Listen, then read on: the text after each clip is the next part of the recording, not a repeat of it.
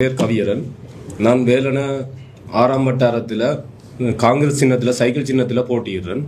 நான் உங்களோட இந்த முறை தான் முதலாக என் கருத்தை பதிவு செய்கிறதுக்கு வந்திருக்கிறேன். என்னென்னு சொன்னால், உண்மையாக சொல்ல போனால் எங்களோட வீட்டு ஒரு பெரிய இழப்பு. அதோட எங்களோட வீட்டில் இருந்து யாருமே அரசியல் என்ற ஒரு விஷயத்தில் தலையிடக்கூடாதுன்றதில் நாங்கள் எங்களோட அம்மா இனி இல்லைன்னு இதாக பார்த்து கொண்டிருந்தவ இன்னொரு இழப்பு வரக்கூடாதுண்டு. ஆனால் என்ன செய்கிறது, நாங்கள் இப்போ உண்மையாக சொல்ல போனால் நாங்களே சரியான வழியில் சில காலங்கள் போயலை. நாங்களும் தறியட்டு திரிஞ்ச நாங்கள் தான். ஆனால் இப்போ நடக்கிற நிலவரங்களை பார்த்தா எங்களோட அரசியல் தலையீடு வந்தால் தான் எங்களை நாங்கள் திருத்தி கொண்டு இதுக்குள்ள நாங்கள் வந்தால் தான் சில விஷயங்களை கட்டுக்கோப்புக்குள்ளே கொண்டு வரலாம்ன்றது ஒரு எண்ணப்பாக்கு. அது சில பேர்ட்ட தலைமத்துவமும் சரி, சில பேர்ட்ட வழிகாட்டுதலின்படி தான் நாங்கள் வந்திருக்கிறோம். இது என்னன்னு சொல்லி சொன்னால், நான் முதல்ல என் அப்பா யாருன்னு சொல்கிறேன். 2001ஆம் ஆண்டு நவம்பர் மாதம் 28ஆம் நாரந்தனையில் தமிழ் தேசிய கூட்டமைப்புன்னு சொன்னால் வீடு இல்லை, உதயசூரியன் அந்த 2001 உதயசூரியன் கூட்டமைப்புன்றது தெளிவாக இருக்கணும். 2004க்கு பிறகு தான் வீட்டுக்கு போனது. எங்கட அப்பா செத்தது கூட்டமைப்புக்கு செத்தவர், வீட்டுக்கு சாயலை. கூட்டமைப்பை உதயசூரியன் ஆனந்த சங்கிலியர் அப்படியே அவர் தனக்கு தரமாட்டேன் அவர் அதோட போயிட்டார். அதுக்கு பிறகு வாடகைக்கு இருந்தது தான் வீடு. இப்போ கூட்டமைப்பு வந்திருக்கிறது தான் சைக்கிள். இப்போ சுமந்திரன் கட்சி தண்டை கொண்டு விட்டு அவர் கொண்டு போயிட்டார். இப்போ கூட்டமைப்பு சைக்கிள் தான். இப்போ அதோட 2001 நவம்பர் மாதம் 28ஆம் நாரந்தனைக்கு தேர்தல் பிரச்சாரத்துக்கு போய் கொண்டிருந்த நேரம் ஆறாரென்று சொன்னால் ஈழமக்கள் ஜனநாயக கட்சி அவையில் தானா ஒரு காலத்தில் மன்னர் மேரம் எனக்கு சமூக பேஜ் இது இல்லை, மன்னிச்சு கொள்ளுங்க என்ன பேஜ் பிள்ளையண்டா. இபிடிபியில் மதனராஜன், நெப்போலியன், சேதுபதி, கருணாகரமூர்த்தி இவையில் 4 பேரும் சம்பந்தப்பட்டவையில் சந்தேக நபர் பட்டியலில் இவையில் 4 பேரும் கோர்ட்ஸுக்கு வந்தவையில். இதில் கருணாகரமூர்த்தி சந்தேகம் நிறுவனமாகத்தால் கருணாகரமூர்த்தி என்றது யாருண்டா இப்போ ஒரு 2 தரக்கா வைஸ் சேர்மனாக இருந்த ஆள் பாருங்க. எங்கெங்க யாராட்ட தலைமத்துவத்துக்கு கீழே இருந்திருக்கிறோம்ண்டு ஒரு கொலை குற்றவாளி சந்தேக நபர்ன்ற இது கீழே நாங்கள் இருந்திருக்கிறோம். அப்போ அவருக்கு போதிய ஆதாரம் இல்லை என்று சொல்லி போட்டு விட்டது. அதில் சேதுபதி என்று சொல்கிறவர் கைதாகி சிறைச்சாலையிலேயே மரணம் அடைஞ்சிட்டார். அதில் மிச்சம் 2 பேர் மதனராஜன் மற்றும் நெப்போலியன் என்றவேல் நாட்டை விட்டு தப்பி ஓடிட்டினோம். நாட்டை விட்டு இது எத்தனையாம் ஆண்டுன்னு சொல்லி சொன்னால் 2016ஆம் ஆண்டு எங்களோட மதிப்புக்குரிய இளஞ்செழியன் ஐயா தூக்கு தண்டனை தட்டத்தை வழி மன்னிப்பு கொடுத்து பொது மன்னிப்பு கொடுத்து போயிருமன்றதுக்காக தூக்கு தண்டனையும் ஆயுள் தண்டனையும் கொடுத்தவர். ஆனால் இவேல் பிடிபடையில். அதோட 2018ஆம் ஆண்டு திருப்பயாழ் நீதிமன்றம் பாதுகாப்பு அமைச்சு செயலாளருக்கு திருப்பூரும் மென்ஷன் பண்ணது என்னென்று சொல்லி, இப்படி ஒரு வழக்கு ஒன்று நிலுவையில் இருக்குது, இப்படி மதனராஜனையும் நெப்போலியனையும் திருப்பி நாடு கடத்துங்கோ என்று சொல்லி ஒரு ரிக்வஸ்ட் லெட்டர் ஒன்று கொடுத்த இடத்துக்கு எந்த ஒரு பதிலும் இதுவரை காலம் நல்லாட்சி காலத்தில் கொடுத்தது. நல்லாட்சி காலம் போனது யார், மைத்ரி ஐயாட காலத்தில் போய், அதுக்கு பிறகு கோத்தா ஐயாட காலம் போய், ரணில் ஐயாட காலம் போய், அனுர் ஐயா இன்னும் இல்லை. அங்கே போன வருஷம் பிரிட்டனில் நெப்போலியன் கைது செய்யப்பட்டு அங்கத்தை உள்துறை அமைச்சு எங்கட வடிவிகார அமைச்சிட்ட தொடர்பு கொண்டு கேட்டது. இவர் சம்பந்தமான கேஸ் சம்பந்தமான ஃபைல்களை அனுப்புங்க. ஆனால் எங்கட நாட்டு வெளியுறவுத்துறை அந்த பாதுகாப்பு அந்த அமைச்சு அதுகள் எந்த ஒரு முடிவுமே எடுக்கல. இப்போ அந்த நாட்டில் அவங்க சுதந்திரமாக சுற்றி கொண்டு திரிகிறாங்க. அதை விட இன்னொரு பெரிய விஷயம் என்னென்னு சொல்லி சொன்னால், தெரியாமல் எங்கட மக்கள் இவர் ஜனாதிபதியின் பொய்யான வாக்குறுதிகளை சிலதுகளை கேட்டு இப்படி ஒரு நல்ல இதாக இருக்குமென்று சொல்லி, நல்ல ஒரு வழிமுறையில் இருக்குமென்று சொல்லி தெரியாமல் பார்லிமெண்ட் எலெக்ஷனுக்கு ஓட் பண்ணி போட்டினோம். இப்போ ஒவ்வொருத்தரும் மூக்கில் பஞ்சு வச்ச மாதிரி கோமாளி மாதிரி சில கூத்துகள் காட்டி கொண்டு இருக்கிறோம். அதில் பார்த்து தலையில் அடித்து கொண்டு இருக்கிறோம். சில பேர் மருத்துவம் ஊசி போட்டு கொண்டு திரிக்கிறோம். ஒவ்வொருத்தட்ட இதுகளுக்கும் நாங்கள் ஒன்றும் செய்யலாமல் அனுபவித்து கொண்டு இருக்கிறோம்.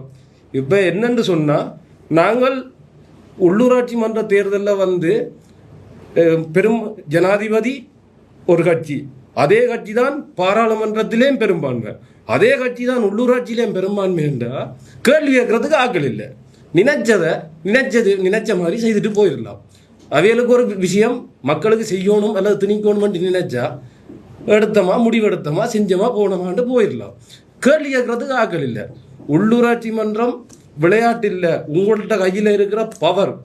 நான் மக்கள்கிட்ட கேட்டுக்கொள்றது என்னென்றா, தமிழ் கட்சிகள், தமிழ் தேசிய கட்சிகளோட சம்பந்தப்பட்டவைகளுக்கு நீங்கள் உங்களோட வாக்குகளை கொடுத்து கொள்ளுங்க.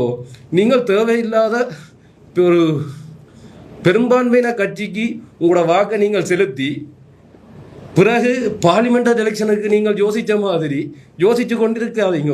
நீங்கள் சொல்லலாம், எங்களுக்கு இனி இல்லை என்று தெரிஞ்சவர் ஊருக்குள்ள நல்ல தலைவரை தான் கொண்டு வந்து போட்டிருக்கிறோம் என்பிபிலேண்டு. அங்கே அவையல் என்பிபி என்ற கட்சியின் ரூல்ஸ் வேறு. அவையல் என்ன நினைக்கணுமோ அதன் ஒழுங்கின்படி தான் இவையல் போகலாம். சுயேட்சமான முடிவுகள் எங்களை மாதிரி ஒரு பார் கவுன்சிலேயோ போய் சண்டை பிடிச்சி இப்படித்தான் செய்யணுமென்று இல்லாமல் அவையல் சொல்லலாது. ஹெட் ஆஃபீஸில் இருந்து ஆர்டர் வரும், இந்த தான் இதைத்தான் நீ செய்யணுமென்று சொல்லி என்பிபிக்கு வரும். அதை வாயை மூடிக்கொண்டு செய்கிற ஒரு பிரதிநிதி தான் நீங்கள் தெரிவு செய்ய போகிற என்பிபி பிரதிநிதி. நீங்கள் அவையிட்ட போய் திருப்பி கேட்டாலும் அவர் இதைத்தான் சொல்லுவார், ஐயோ தம்பி ஒன்றும் செய்யல அதரா குறை நிற்காதேன்னு தான் சொல்ல போகிறார். தயவு செய்து இந்த வருகின்ற உள்ளூராட்சி மன்ற தேர்தலில் கொஞ்சம் மக்கள் யோசித்து முடிவெடுத்துக் கொள்ளுங்க. தமிழ் கட்சிகளை கொஞ்சம் கருத்தில் கொள்ளுங்க. நான் அரசியலுக்கு வந்ததுக்குரிய மெயின் ரீசன் எங்களோட பாதிப்பு, நாங்கள் பட்ட பாதிப்பு இன்னும் நிறைய பேர் பாதிக்கப்படக்கூடாது. இதே மாதிரி ஒரு பிள்ளையான கையில் அதிகாரம் இருந்து கேள்விய காக்கள் இல்லை என்று சொல்லி பாதிக்கப்படக்கூடாதுன்றது தான் எங்களோட அரசியல்கிட்ட வருகைக்கான காரணம். என்னென்னு சொன்னால், 2001 நான் 97 பிறந்தான், 4 வயசு, 3 பிள்ளைகள். 3 பிள்ளைகள். அம்மாவுக்கு யோசிச்சு பாருங்க, யார் கொடுக்க போயிடும்? அல்லது இதுவரை காலமும் உயிரிழந்தவை என்று சொல்லி போட்டு யாராவது ஒருத்தர் தம்பி என்ன வேலை செய்கிற, தொழில் வாய்ப்புகள் என்ன மாதிரி உங்களுக்கு ஒரு தொழில் வாய்ப்பு தரட்டா, அவையில் ஒரு வாய்ப்புகள் இல்லாதபடியாக தான் நாங்களும் சில நேரங்களில் புலியான வழிகளுக்கு போய் வழி தவறி நாங்கள் திரும்ப நாங்கள். அது என்னென்னு சொன்னால், அந்த நேரம் நாங்கள் பட்ட பாடு இப்போ யோசிச்சு பாருங்க. போன இடத்த சிவாஜிலிங்கம், சுரேஷ் பிரேமச்சந்திரன், மாமனிதர் ரவிராஜ், மாவை சேனாதிராஜா எல்லாரும் போன இடத்துல அதில் சிவாஜிலிங்கம் ஐயாவுக்கு பெரிய ஒரு காலில் ஒரு பாதிப்பு, இன்று வரைக்கும் அதின் பாதிப்பு தொடர்ந்து கொண்டு இருக்குது. எங்களுக்கு மனசில் இருக்குது, அவருக்கு உடம்போட தொடர்ந்து இருக்குது. அவர் இன்னும் பாதிக்கப்பட்டிருக்கிறார். நாங்கள் அதுகளை கடந்து வாரத்துக்கு நாங்கள் 2010 அண்ணாக்கு வேலை கிடைக்கும் வரைக்கும் கிட்டத்தட்ட ஒரு 9 வருஷம் அந்த குடும்பத்தை கொண்டு ஒரு வழிநிலைக்கு கொண்டு நிமித்து நிற்கிறதுக்கு பட்ட பாடுகள் எல்லாம் அது வார்த்தையில் அடங்காது. சில நடவடிக்கைகளை பார்த்து கொண்டு போய்க்குள்ள திரும்பவும் இப்படி ஒரு அதிகாரங்களுக்கு கீழே தீவகம் போயிருமோ, அல்லது திரும்பவும் கேள்வி கேட்கறதுக்கு ஆக்கள் இல்லாத அதிகாரம் தீவிரவாதங்களுக்கு கீழே போயிருமோன்ற அந்த இதில் தான் என்ன மாதிரி என்னொரு பிள்ளையோ சரி அப்பா இல்லாமல் 15 வருஷம் 14 வருஷமாக வளரக்கூடாதுன்றதுக்காகத்தான் பிள்ளைய முதல்ல நாட்டுக்காக அப்பா இல்லாட்டியும் தன்னை பிள்ளைய வளர்க்குறதுக்கு சரியான வழிகாட்டி பள்ளிக்கூடத்தில் கூட்டி கொண்டு போய் விட்டு எனக்கு நான் ஸ்கூலே போயில பிரைமரிக்கு என் அப்பா என் ஸ்கூல் ரிப்போர்ட் பண்ணுறதுக்கு அப்பான்ற ஒரு இதே இல்லை, என் ஃபோனில் அப்பான்ற கண்டக்டே இல்லை. இதெல்லாம் இன்னொரு பிள்ளைக்கு இது மாதிரி ஒரு அப்பாண்ட இல்லாதன்ற ஒரு சந்தர்ப்பம் வரக்கூடாதுன்றதுக்காகத்தான் நாங்கள் இந்த விஷயங்களை கொஞ்சம் பதிவு செஞ்சு எங்களை கொஞ்சம் இந்த அரசியல் நகர்வை மேற்கொண்டதுக்குரிய காரணம் இதுவாக தான் இருக்குது. நன்றி. இன்று நாங்கள் நமக்கு இழைக்கப்பட்ட அநீதிகள் சம்பந்தமாக நமது சமூகத்துக்கும் மீண்டும் அதை நினைவுபடுத்த வேண்டிய ஒரு கட்டாயத்தின் காரணமாக தெரிவிக்க வந்திருக்கின்றோம். உண்மையிலே இன்று தேர்தலை அண்மித்த காலப்பகுதியில் பலவிதமான இன்னல்களையும் அநீதிகளையும் இழைத்தவர்கள் தாங்கள் இன்று மிகவும் எந்தவித அநீதிகளையும் இழைக்கவில்லை, தாங்கள் மக்களுக்காக உழைத்தவர்கள் என்று பலவிதமான கருத்துக்களை கூறி தேர்தலை முன்னிட்டு கூறிக்கொண்டு இருக்கிறார்கள். ஆனால் நாங்கள் அதில் பாதிக்கப்பட்டவர்கள் என்ற அடிப்படையில் ஒரு சில கருத்துக்களை தெரிவிக்கலாம் என்று முன்வந்திருக்கின்றோம். குறிப்பாக இந்த எமது தமிழினத்தின் இதுக்கான சமஷ்டி தீர்வுகள் கிடைக்கப்படாமலும் எந்தவித அடிப்படை உரிமைகளும் கிடைக்கப்படாமலும் போராட்டத்துக்கு தள்ளப்பட்ட எமது இனம் இந்த போராட்ட காலப்பகுதியில் பலவிதமான இன்னல்களுக்கும் உயிர்கள் அச்சுறுத்தலுக்கும் உயிர்களை இழந்ததாகவும் காணப்படுகின்றது. அந்த காலப்பகுதியில் பலவிதமான இயக்கங்கள் தோற்றுவிக்கப்பட்டு அந்த மக்களுக்காக செய்ய வேண்டிய தேவைகளை செய்யாமல் எமது இனத்துக்கான அழிவுகளை இட்டு சென்றார்கள்.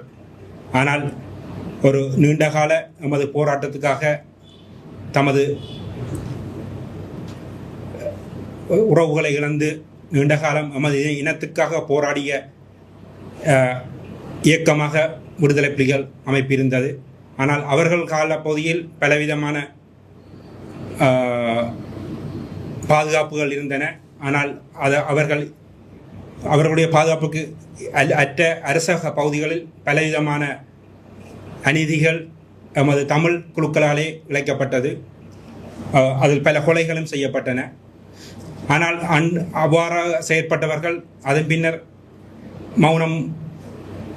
யுத்தம் மௌனிக்கப்பட்ட பின்னர் கூட தங்களுடைய கொள்கையை மாறாது பலவிதமான ஜனநாயகத்தின் பால் செயற்பட்ட பல அரசியல் செயற்பாட்டாளர்களையும் அரசியல் கட்சிகளையும் அரசியல் செய்ய விடாதும் மக்களுக்கான சேவை செய்ய விடாமலும் பல அநீதிகளையும் கொலைகளையும் இழைத்தார்கள்.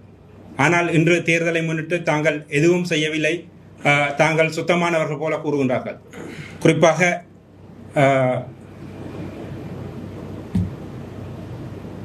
83 கலவரம் ஏற்பட்டது. உங்களுக்கு தெரியும். எமது தமிழினம் இலங்கை பூராவும் பெருமளவான பெரிய வர்த்தகர்களாக இருந்தார்கள். அதாவது இலங்கையிலே பெரும் செல்வந்தர்களாகவும் பொருளாதாரத்தை கட்டியெழுப்புபவர்களாகவும் இருந்த எமது தமிழர்களுக்காக அவர்களுடைய சொத்துக்களையும் தொழில்களையும் இல்லாமல் செய்வதற்காக உருவாக்கப்பட்டதுதான் இந்த 83 கலவரம். உங்களுக்கு தெரியும். அந்த கலவரத்தை உருவாக்கியவர்களில் முக்கியமானவர்களாக இந்த ஜேவிபி இருக்கின்றது, அதாவது ஜனதா விமுக்தி பெரமுன. ஆனால் இன்று அவர்கள் தாங்கள் ஜனநாயக நீரோட்டத்தில் சென்று விட்டதாக மக்களை ஏமாற்றும் விதமாக இன்று என்பிபி என்று தேசிய மக்கள் சக்தி என்று எமது கூறி இந்த இலங்கை மக்களை மட்டுமல்ல எமது அநீதிகள் இழைக்கப்பட்ட தமிழினத்தையே தமிழ் சமூகம் சார்ந்த தமிழ் பேசும் சமூகத்தையும் குறிப்பாக முஸ்லிம்களை ஏமாற்றும் வித்தையாக ஜேவிபி இன்று செயற்பட்டு கொண்டிருக்கின்றது. ஆனால் அவர்களால் எமது பொருளாதாரம் அளிக்கப்பட்டது, எமது அடிப்படை உரிமைகள் அளிக்கப்பட்டன. பல உயிர்கள் இந்த யுத்தத்தின் மூலமே 1,50,000க்கும் மேற்பட்ட மக்கள் கொல்லப்பட்டார்கள். 83 கலவரத்தில் கூட ஆயிரக்கணக்கான இளைஞர்கள் வர்த்தகர்கள் கொல்லப்பட்டார்கள். பெருமளவான லட்சக்கணக்கான சொத்துக்கள் அளிக்கப்பட்டன. பலர் இடம்பெயர்ந்து சென்றார்கள். இந்தியாவுக்கு கூட சென்றும் எமது வெளிநாடுகளும் பலர் தஞ்சமடைந்திருப்பது உங்களுக்கு தெரியும். ஆனால் அதன் பின்னர்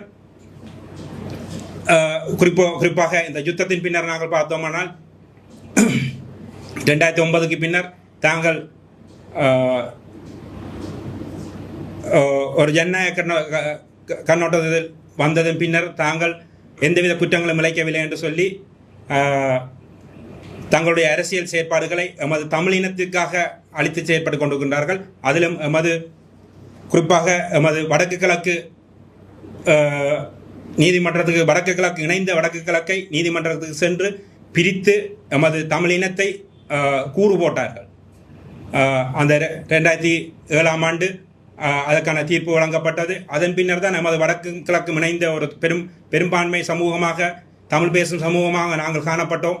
ஆனால் அவர்களுடைய சூத்திர செயற்பாட்டினால் நீதிமன்றம் சென்று எம்மை பிரித்து இன்று கூறு போட்டு வைத்திருக்கின்றார்கள். இந்த இடைவெளிதான் நமது தமிழ் சமூகத்தின் ஒற்றுமையை இல்லாமல் ஆக்கினார்கள். அதே போன்று பயங்கரவாத தடைச்சட்டத்துக்கு உருவாக்கியதே அவர்களை, அதாவது ஜேவிபியை அழிப்பதற்காகத்தான் சிங்கள இனத்தையும் தமது சகோதர இளைஞர்களை கூட கொண்டொழித்தவர்கள் தான் இந்த ஜேவிபியினர். அவர்களுக்காக உருவாக்கப்பட்டதன் ஆரம்பமே இந்த பயங்கரவாத தடை சட்டம், ஏடி என்று சொல்லப்படுகின்ற இந்த பயங்கரவாத தடை சட்டம் 1978ஆம் ஆண்டு JR ஜெயவர்தனால் கொண்டு வரப்பட்டு தான் அந்த ஜேவிபி அளிக்கப்பட்டது. அதுக்கு முதல் 71ஆம் ஆண்டு இவர்கள் உருவாகினார்கள். அந்த 71 காலப்பகுதியில் ஸ்ரீமாவோ பண்டநாயக்க காலப்பகுதியில் ஜேவிபி முதற்கட்டமாக அளிக்கப்பட்டனர். இரண்டாம் கட்டமாக இந்த பயங்கரவாத தடை சட்டம் கொண்டு வரப்பட்டு 78ஆம் ஆண்டு அளிக்கப்பட்டார்கள். அதன் தொடர்ச்சியாக 89ஆம் ஆண்டு பிரேமதாஸ் அவர்களுடைய ஜனாதிபதி அந்த கால பகுதியில் முற்றாக அளிக்கப்பட்டார்கள் இந்த ஜேவிபியினர். அதன் பின்னர் 94ஆம் ஆண்டு பகுதியிலே தான் இவர்கள் நாடு கடந்து ஜப்பானிலும் தென்கிழக்கு ஆசிய நாடுகளும் வாழ்ந்தவர்கள் மீண்டும் சந்திரிகா அம்மையாருடைய ஆட்சி கால பகுதியிலே வந்து ஜனநாயக கண்ணோட்டத்தில் வந்து தங்களை அரசியல் பாதையில் சென்றார்கள். ஆனால் இவ்வளவு அட்டூழியங்களையும் அழிவுகளையும் செய்த இந்த ஜேவிபியினர், பயங்கரவாதிகளாக காணப்பட்ட ஜேவிபியினர் நினைவு கூறப்படுகிறார்கள். இன்று 54 ஆண்டுகளை தங்களை நினைவு கூறி பல்கலைக்கழகங்கள் கூட அவர்களுடைய வீரர்கள் என்று கூறப்படுகிறது அவர்களுடைய வீரர்களை தூவி கட்டப்பட்டு நினைவு கூறப்படுகின்றது. ஆனால் எம் இனத்துக்காக எமது தமிழினத்துக்காக போராடிய எமது வீரமரவர்களுடைய நினைவாலயங்கள் அளிக்கப்பட்டன. நினைவு கூற கூட விடாமல் தடுத்து கொண்டிருக்கின்றார்கள். பொய்யான சட்டங்களை கொண்டு வந்து அதன் அடிப்படையில் எமது இளைஞர்களை பழிவாங்கி கொண்டிருக்கின்றார். இன்றும் பயங்கரவாத தடை சட்டத்திற்குள் நூற்றுக்கணக்கான இளைஞர்கள் சிறை வாடுகின்றார்கள். தாங்கள் ஆட்சி ஏறிய பின்னர் அரசியல் கைதிகளை விடுதலை செய்வோம் என்று கூறியவர்கள் இன்று அரசியல் கைதிகளை விடுதலை செய்ய முடியாது என்று அவர்களுடைய முக்கிய அமைச்சர்கள் விமல் ரத்நாயக்க போன்ற அமைச்சர்கள் ஏன் ஜனாதிபதி கூட கூறுகின்றார். பயங்கரவாத தடை சட்டம் இல்லாமலாக்குவோம் என்று ஆட்சி விடம் ஏறிய பின்னர் இன்று பயங்கரவாத தடை சட்டத்தை இல்லாமல் ஆக்க முடியாது, அவ்வாறு ஆக்கினால் தங்களுக்கான பாதுகாப்பு இல்லாமல் போய்விடும் என்று சொல்லி பாதுகாப்பு செலவினத்துக்காக உலக காலமும் யுத்தம் இடம்பெற்ற காலப்பகுதியில் ஒதுக்கப்பட்ட மொத்த செலவினத்தில் 1/3 பகுதியை பாதுகாப்பு செலவினமாக ஒதுக்கி கொண்டு இருக்கின்றார்கள். குறிப்பாக 40,000 கோடிகளுக்கு மேற்பட்ட தொகையினை இந்த இடர்காலத்திலும் கூட பொருளாதார சிக்கல் காலத்துக்கும் கூட எண்ணம் ஒதுக்கி கொண்டிருக்கின்றார்கள். ஆனால் சுகாதாரம், கல்வி சார்ந்த சமூக பாதுகாப்பு சம்பந்தமான விடயங்களுக்கு நிதிகள் இல்லாமல் ஒதுக்கப்படாமல் பெரும் அநீதிகள் இழைக்கப்பட்டு கொண்டிருக்கின்றன. இதே போன்று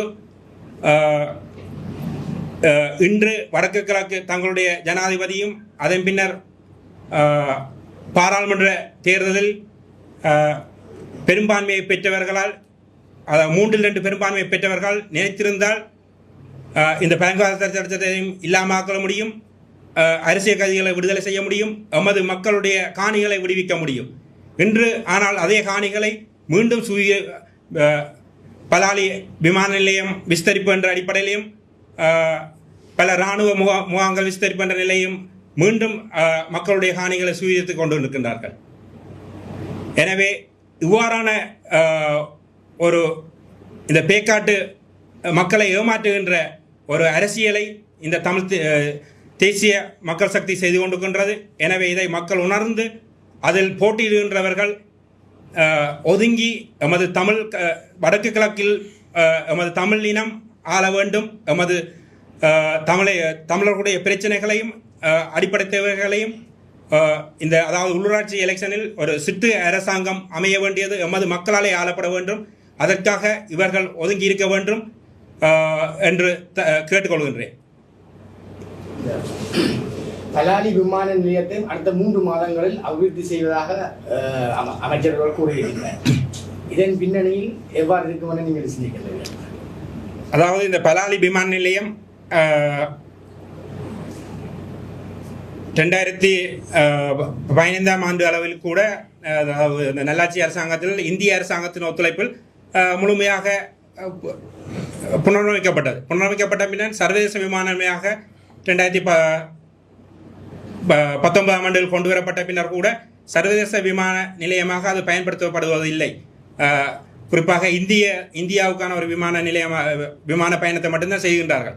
ஆனால் இதை சர்வதேச விமான நிலையமாக கொண்டு வந்து சிங்கப்பூர், மலேசியா, மத்திய கிழக்கு நாடுகள் கொண்டு செல்வதன் மூலம் விமான நிலையத்தை விஸ்தரிப்பதன் மூலம் நமது தமிழ் மக்கள் சர்வதேசத்தில் வாழ்கின்றவர்கள் வந்து இந்த பலாலி விமான நிலையத்தை பயன்படுத்துவார்கள். இதனால் எமது பலாலி விமான நிலையம் மூலம் பெருமளவான வருமானத்தை ஈட்ட முடியும். ஆனால் அவ்வாறு செய்யாமல் இன்று தங்களுடைய ஒரு இராணுவ கட்டமைப்பை வலுப்படுத்துவதற்காகவும் தங்களுடைய செயற்பாடுகளை தாங்கள் செய்து கொண்டிருக்கிறோம் என்று கூறி ஒரு ஏமாற்று வித்தையாக எமது மக்கள் ஏற்கனவே பெருமளவான காணிகள் பறிமுதல் செய்தவர்கள் 2 தடவைகள் சுவீகரித்தவர்கள் காணிகள் மக்களுடைய காணிகள் சுவீகரித்திருக்கிறார்கள். அதற்கான நஷ்டங்கள் இதுவரை ஒரு துளியும் வழங்கப்படவில்லை.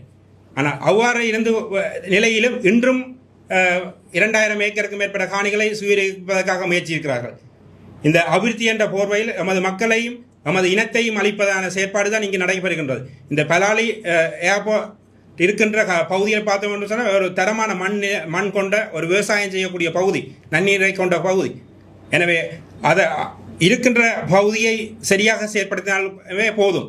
விமான நிலையத்தை ஓடுபாதைக்கான இடம் போதுவை அளவு இருக்கின்றது. ஆனால் இது தேவையற்ற எமது மக்களுடைய காணிகளை சுவீகரிக்கின்ற ஒரு செயற்பாடாக இவர்கள் இதை செயற்படுத்துகின்றார்கள் என்றால் நாங்கள் இதற்கான எதிர்ப்புகளை தெரிவிக்க வேண்டிய ஒரு நிலைப்பாடு எமது மக்களுக்கு இருக்கின்றது. வருகின்ற உள்ளூராட்சி மன்ற தேர்தலில் என்பிபியின் ஒரு ஆதிக்கம் இருக்கலாம் என்று பலதரப்பட்ட ஒரு ஐயப்பாடு இருக்குது. இதை எதிர்கொள்வதற்கு நீங்கள் எவ்வாறான உத்திகளை கைவசம் வைத்தீர்கள்?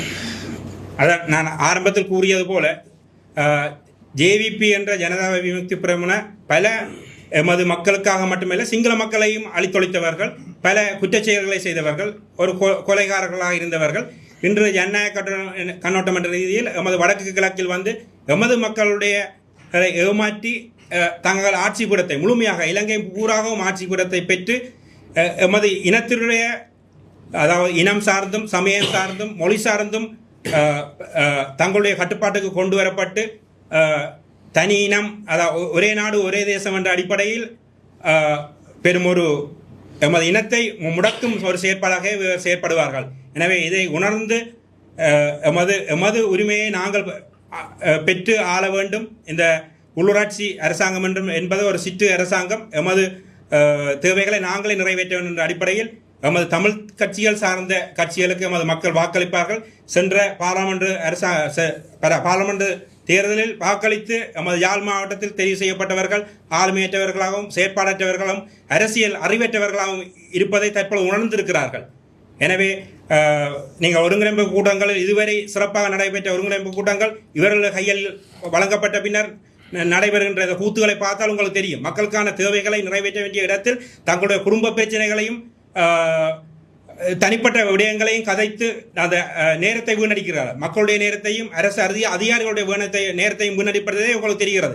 எனவே இது போன்றுதான் உள்ளூராட்சி மன்றங்களுக்கு சென்றாலும் இந்த இவர்கள் அரசியல் அறிவற்றவர்கள் முதிர்ச்சியற்றவர்கள் செயற்படுவார்கள் என்று மக்கள் உணர்ந்து எமது தமிழ் தேசியம் சார்ந்து தொடர்ந்து எமது மக்களுக்காக அரசியல் செயற்பாடையும் மக்களுக்கான செயற்பாடுகளை செய்து வருகின்ற எம்போன்ற இளைஞர்களை உள்ளூராட்சி சபையில் முழுமையான தனித்து தமிழ் தேசிய கட்சிகள் ஆட்சி அமைக்கக்கூடிய ஒரு செயற்பாடாகவே நாங்கள் தமிழ் தேசிய பேரவை என்று பல கட்சிகளை உருவாக்கி சைக்கிள் சின்னத்தில் குறிப்பாக காங்கிரசின் சைக்கிள் சின்னத்தில் போட்டியிடுகின்றோம். எனவே இதை உணர்ந்து தமிழ் தேசியத்தின் பாலும் எமது மக்களின் செயற்பாடுகள் ஊழலற்ற ஒரு அரசாங்கத்தை ஒரு சிற்றரசை அமைக்க வேண்டும் என்றால் எமது தமிழ் தேசிய மக்கள் பேரவைக்கு உங்கள் முழுமையான ஆதரவை தர வேண்டும் என்று எமது தமிழ் மக்களிடம் உரிமையோடு கேட்டுக்கொள்கின்றேன். இதே போன்றுதான் பல தமிழ் குழுக்களாக இயங்கிய அரசாங்கத்துடனும் சேர்ந்து இயங்கி பயங்கரவாத எமது இனத்தை அழித்தொழித்த ஒட்டுண்ணிகள் ஒட்டுக்குழுக்கள் என்று கூறப்படுகின்ற பல இயக்கங்கள் தற்பொழுது ஜனநாயக கண்ணோட்டத்தில் செயற்பட்டு கொண்டிருக்கின்றார்கள். அவர்களை சென்ற பாராளுமன்ற தேர்தலில் மக்கள் ஓரம் கட்டியிருந்தார்கள். ஆனால் இந்த உள்ளூராட்சி தேர்தலில் தங்களுடைய நிலையை மீண்டும் அவர்கள் கொண்டு வருவதற்காக வேலைவாய்ப்பு வழங்குவதாகவும் பல இதுவரை செய்யாத அபிவிருத்திகளை தாங்கள் செய்ய போவதாகவும் கூறிக்கொண்டு மக்களிடம் தேர்தலுக்கு வந்திருக்கின்ற இந்த ஆயுதமேந்திய குழுக்களை மக்கள் நிராகரிக்க வேண்டும். அதனால் அதில் பாதிக்கப்பட்ட ஒருவனாக நானும் கூட ஒரு சமூக செயற்பாட்டு நிறுவனத்தை தான் நாங்கள் சூலகம் என்ற அமைப்பை 2002ஆம் ஆண்டிலிருந்து செயற்படுத்தி வருகின்றோம். ஆனால் அந்த அமைப்பினூடாக எமது சூழல் சார்ந்த பாதுகாப்பு, அதாவது மரநடுகைகள், பிளாஸ்டிக் பொருட்களை இல்லாத ஒழித்தல் மற்றும் சுகாதார, மருத்துவ, கல்வி, விளையாட்டுத்துறை சார்ந்த பல உதவிகளை செய்து வருகின்றோம். இந்த காலப்பகுதியில் எமது தீவு பகுதியில் பல செயற்பாடுகளை செய்ய விடாமலும் இடையூறாக இருந்தவர்கள், அதில் குறிப்பாக ஈழ மக்கள் ஜனநாயக கட்சியினர், அதே போன்று பலர் இருக்கின்றார்கள். அந்த காலப்பகுதியில் நாங்கள் மிகவும் ஒரு துணிச்சலாகத்தான் செயற்பட்டு சென்ற உள்ளூராட்சி தேர்தலில் நாங்கள் வட்டாரத்தில் முழுமையாக இளைஞர்களை இணைத்து வெற்றி பெற்றோம். ஆனால் எங்களுக்கான ஆட்சி அமைப்பதற்கான ஒத்துழைப்பை ஏனைய தமிழ் கட்சிகளும் வழங்காதன் காரணமாக நாங்கள் சபையை அமைக்க முடியாமல் போயிருந்தது.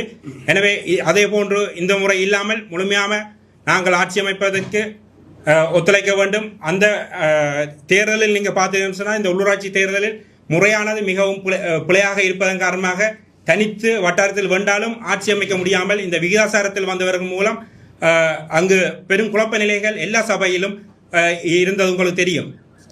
எனவே அதை உருவாக்கியவர்கள் குறிப்பாக எமது ஜனாதிபதி சட்டத்தரணி என்று பெருமையாக கூறுகின்ற எம்ஏ சுமந்திரன் அவர்கள் தான் அந்த வரைவை வரைந்தார்கள். அதாவது ஜனாதிபதி சட்டத்தில் சுமந்திரன் அவர்களும் ஜனாதிபதி சட்டத்தினை ஜெயந்தி விக்ரம் என்று சிங்கள பெரும்பான்மையை கொண்ட இனத்தைச் சேர்ந்த சட்டத்தரணியும் தான் இந்த வரைவை உருவாக்கினார்கள். அதன் மூலமே பெரும்பான்மை உள்ள கட்சி கூட ஆட்சி அமைக்க முடியாமல் சில நூற்றுக்கணக்கான வாக்குகளை பெற்ற விகிதாசாரத்தில் வந்த கட்சிகள் அந்த செயற்பாடுகளையும் மக்களுக்கான அபிவிருத்திகளையும் உரிமைகளையும் செய்ய விடாமல் பல சபைகளை குழப்பிக் கொண்டிருந்தார்கள்.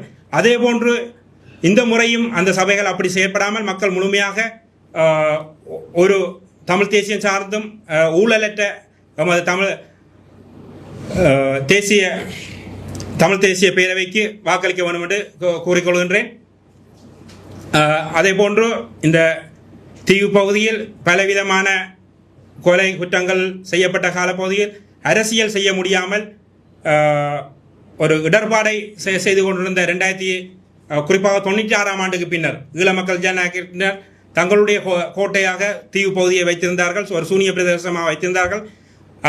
அந்த காலப்பகுதியில் அரசியல் செயற்பாட்டுக்காக தமிழரசு கட்சி, தமிழ் தேசிய கூட்டமைப்பு சென்ற பொழுது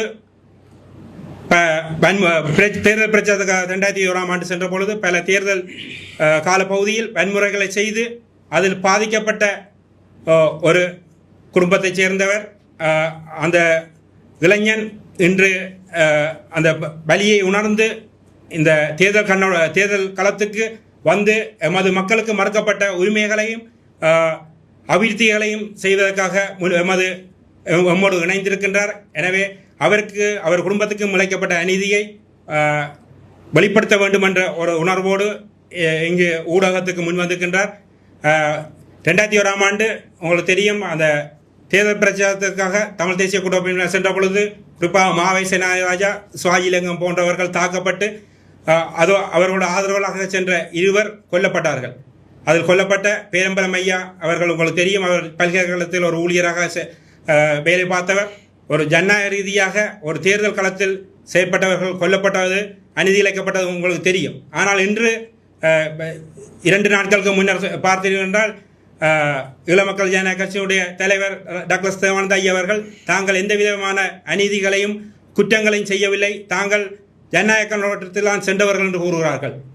எனவே அவ்வாறானவர்கள் இந்த தேசிய அரசாங்கத்தில் இருப்பவர்கள் எவ்வாறு புறக்கணிக்கப்பட வேண்டும் என்றது போலவே தமிழ் தேசியத்தையும் தமிழ் இனத்தையும் அளித்தவர்கள் ஒட்டுக்குழுக்களாக இருந்தவர்களையும் புறக்கணிக்க வேண்டும் என்றுதான் எமது கருத்தாகவும் மக்களுடைய நிலைப்பாடாகவும் இருக்க வேண்டும்.